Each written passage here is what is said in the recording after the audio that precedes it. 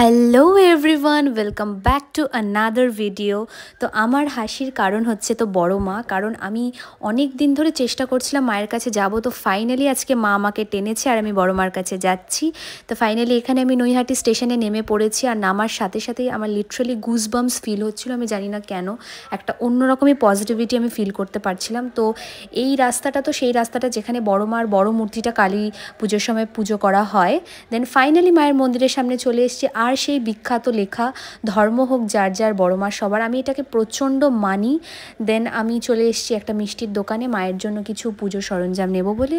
দেন এখানে নিয়ে দেখলাম লাইন খুব একটা নেই, তো লাইনে দাঁড়িয়ে গেলাম আর জানতে পারলাম যে মার সন্ধ্যা আরতি হবে। তো আমি তো নিজেকে ভীষণ লাকি ফিল করছি যে মার আরতি দেখতে পারবো প্রথমবার এসেই। আর আমার মুখের হাসিটা দেখেই তোমরা বুঝতে পারবে আমি কতটা হ্যাপি। আর এখানে দেখো কি সুন্দর লাগছে বড় মার মাল্টিপল ফটোস। আমি তো জাস্ট এখানে জান্নাত দেখছিলাম।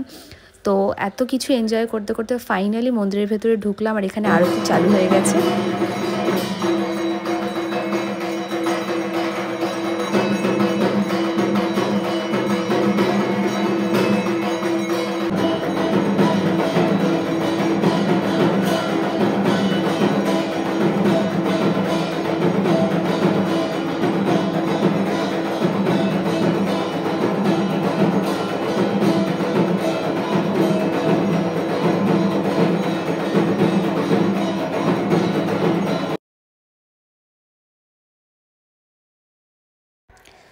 সো ফাইনালি মন্দির থেকে বেরিয়ে দেখলাম এখানে তিননাথ ঠাকুরও আছে, তো বাবাকেও দর্শন করে চলে গেছিলাম ঘাটে। আর এখানেই বড় মার বিসর্জন হয়। সো আমাদের পুজো দেওয়া ডান, বলো। হ্যাঁ আমাদের কি আমাদের পুজো দেওয়া ডান সেটা বলো।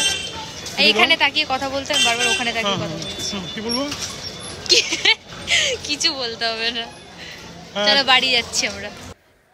তো আমরা তো উল্টোপাল্টা বকতে বকতে স্টেশনে চলে এসেছি, আর আমি ভীষণ হ্যাপি মাকে দর্শন করে। তো ফাইনালি এখন বাড়ি চলে যাচ্ছি। ব্লগটা কীরকম লাগলো কমেন্টস করে জানিও, আর আমার চ্যানেলটাকে সাবস্ক্রাইব করে দিও। That's it for today, by.